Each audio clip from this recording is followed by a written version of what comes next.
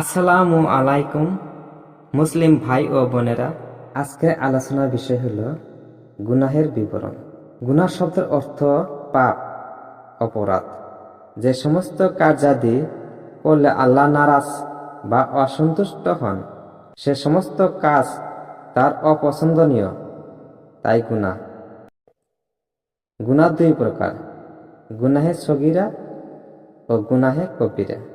গুনাহে সগীরা বা ছোট পাপ, যে সমস্ত কাজ করলে আল্লাহ তাআলা নারাজ হন, তবে শরীয়তে যার জন্য শাস্তির ব্যবস্থা নেই। আল্লাহ তাআলা ইচ্ছা করলে তার জন্য শাস্তিও দিতে পারেন বা তওবা করলে ক্ষমা করেও দিতে পারেন।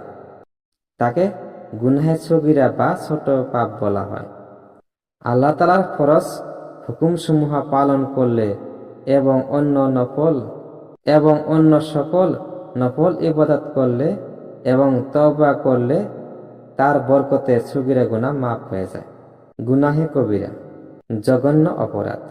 যে সমস্ত গুনাহের কাজের জন্য শরীয়তে শাস্তির বিধান রয়েছে এবং খাস নিয়তে অন্তরের সাথে তওবা না করা পর্যন্ত যে সকল গুনাহ মাফ হয় না, তাকে গুনাহে কবিরা বা জঘন্য পাপ বলা হয়।